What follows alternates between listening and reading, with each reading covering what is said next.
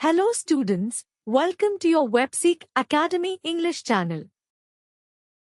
Today, we will discuss the story The Gentleman of the Jungle, which is part of your first PUC English syllabus.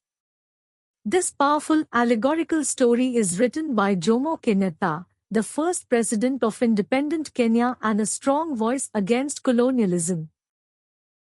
A note on the author. Jomo Kenyatta, 1891 to 1978, was an African political leader, first president of independent Kenya, 1964 to 1978. A Kikuyu, he was one of the earliest and best-known African nationalist leaders. As secretary of his tribal association, 1928, he campaigned for land reform and African political rights. Kenyatta included this story in his book Facing Mount Kenya, 1938, as an illustration of the relations between the Kikuyu people and Europeans. The Gentleman of the Jungle Summary. The story, The Gentleman of the Jungle, by Jomo Kenyatta is a fable that satirizes the colonization of Africa by the European powers which claim to be reforming the natives, while in reality, they confine them because of their greed for expansion. The story can be described as an allegory because the writer uses animal figures to throw light on similar human situations. The word gentleman is ironically used to point out that the usurpers are far from being gentlemanly. The story begins with the selfless act of a man who allows his friend, an elephant, to put his trunk inside his hut when there is heavy rain. But the elephant, instead of remaining grateful, encroaches upon the hut of the man and throws him out. When the wronged man starts arguing with the elephant, the confusion attracts many animals from the nearby jungle, including the Lion King, who is displeased that the peace of his jungle is disturbed by the misunderstanding between the man and the elephant. The elephant, one of the ministers of the king, pacifies the Lion King by assuring him that there is no threat to peace, but that he was having a discussion with his friend. The Lion King, pleased that the man is a friend of the animals, assures him that his hut is not lost to him and that he would get it back depending upon the findings of a commission that would be appointed to look into the matter. The man, who is initially happy at the fairness of the king, is soon in for a shock as all members on the commission are animals and there is absolutely no representation from his side. But his protest is silenced with the explanation that his kind is not educated enough to understand the intricacy of the jungle law. He is also told that these representatives have been specially chosen by God to carry out the work. The man is assured that these members of repute would be impartial in their judgment. But, as the man had feared, the elephant succeeds at winning the case by deposing before the court the false idea that the man had asked the elephant to protect his hut from the hurricane at the time of the torrential rain. The elephant boastfully says that since the hurricane had gained access to the hut because of the empty space available, he had occupied the empty space and put it to more economic use. Since the man had to admit that the undeveloped place hadn't been occupied by anyone else before the elephant had occupied it, the elephant's act is considered an act of kindness and the man is ordered to build another hut at another place. The wronged man has no alternative but to build a new hut because he is afraid that the powerful animals on the commission would be cruel to him. However, the tale of woe of the man doesn't end with the elephant. The next hut he built is taken by Mr. Rhinoceros, another animal on the commission, and the same verdict awaits the man. His lot is no better even after that because all the huts he builds are usurped by other members on the commission, Mr. Buffalo, Mr. Leopard and Mr. Hyena. Finally, the poor man thinks of a plan. He builds a hut which is big enough to accommodate all the animals. As he had expected, all animals, including Mr. Lion, come to the hut and soon there ensues a fight among all. Making use of the opportunity, the man sets his hut on fire and along with the hut, all animals gathered in it are also dead. Thus, the man gets justice by taking law into his own hands. Although traditionally the act of the man seems to be clever, but immoral, we cannot be harsh upon him in our judgment. He acts as he does simply because he has no other way to get justice. The Gentleman of the Jungle Comprehension 1. 1. What favor did the elephant ask the man on a rainy day? Or, what was the request of the elephant to his friend on a rainy day? Or, what was the elephant's request to the man in The Gentleman of the Jungle? Answer.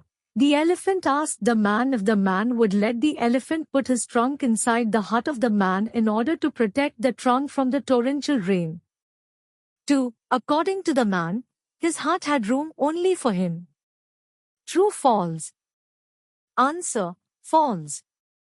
3. How did the elephant sneak into the man's hut? Answer.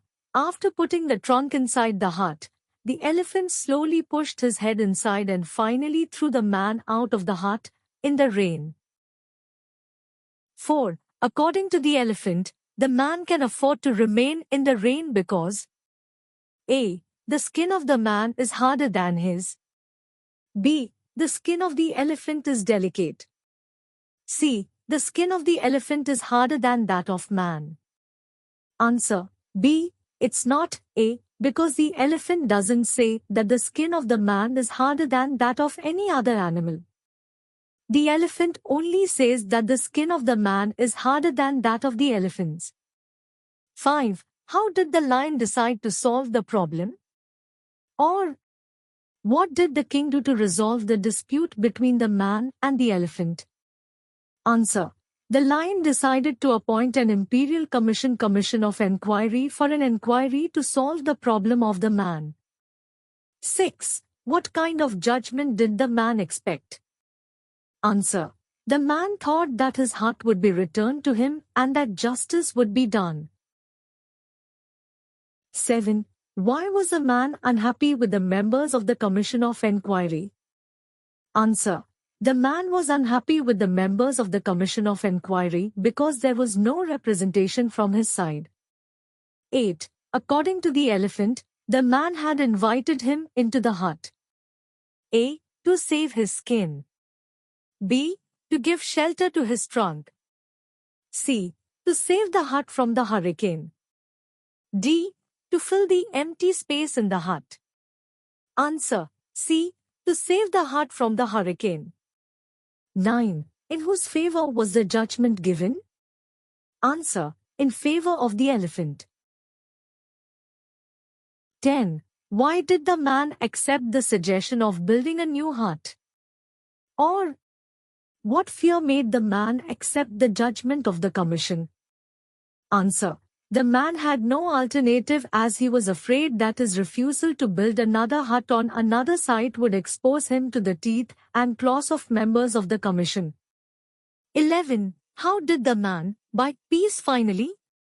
Answer. The man built a hut big enough to accommodate all the animals, and when all the animals got inside the hut and started fighting among themselves, he burned the hut along with all the lords of the jungle. The Gentleman of the Jungle Comprehension 2. 1. Why was the commission of enquiry appointed by the king of the jungle? Or, why did the lion command his ministers to appoint a commission of enquiry? Ans. The king of the jungle claimed that he wanted peace and tranquility in his kingdom.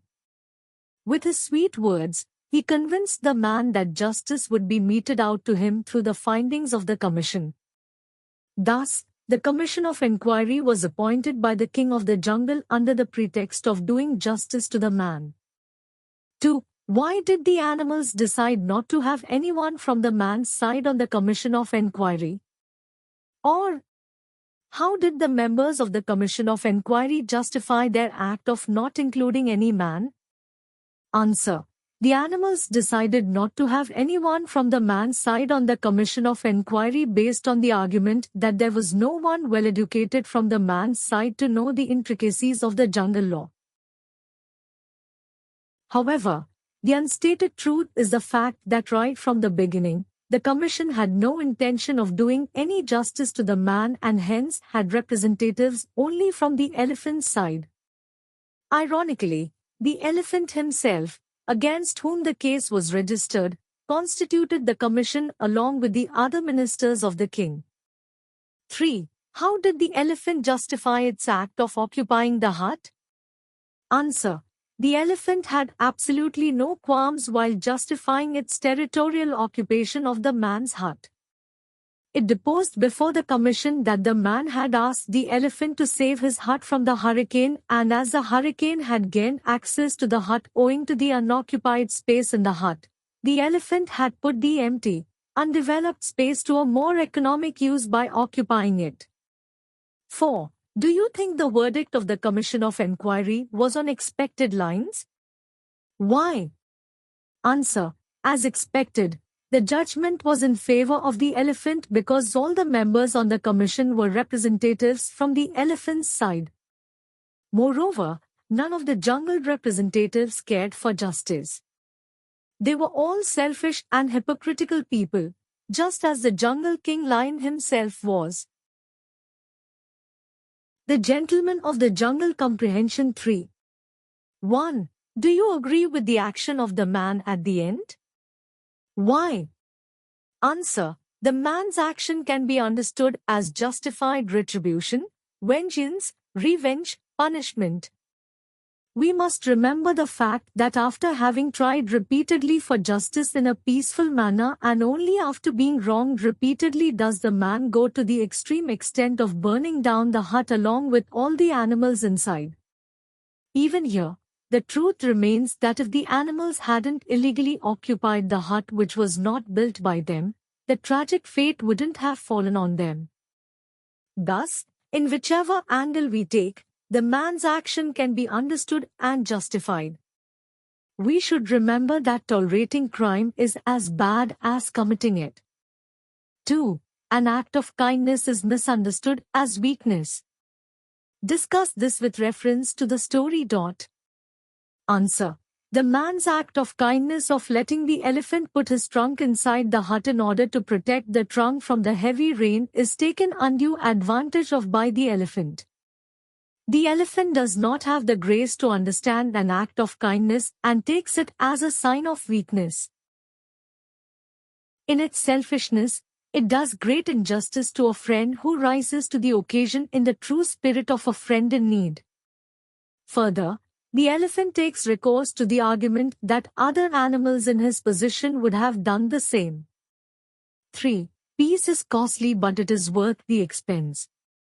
What is the ironical significance of this statement? Answer. The words, peace is costly but it is worth the expense, are ironically used because the man had to lose his huts repeatedly before he finally overcame his enemies with a ruse, plot, trick. Ordinarily, we do not talk in terms of money when we talk of peace. But, in the case of the man, peace gets linked to his property. In terms of colonization, peace gets linked to wealth because the natives are colonized for their wealth by the colonizers. However, the urge for freedom remains alive in the hearts of the colonized, and all the sacrifices made will be considered worthy of the effort. 4. Every fable ends with a moral. What moral do you find in this story?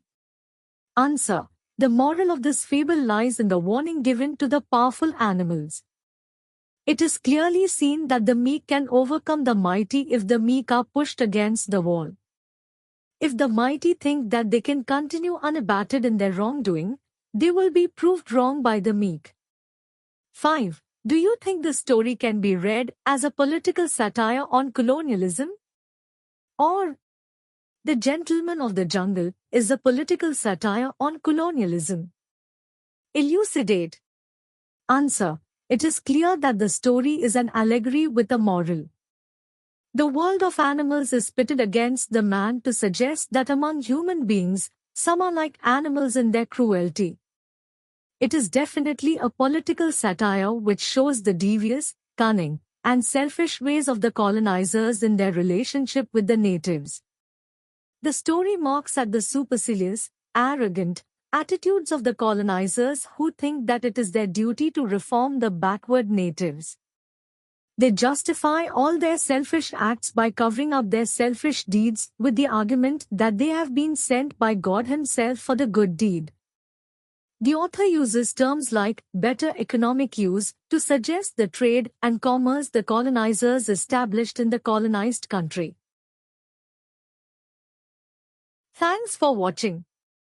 If you found this video helpful, don't forget to like, share, and subscribe to Webseek Academy for more English lessons and notes. See you in the next video. Until then, learn more and achieve more.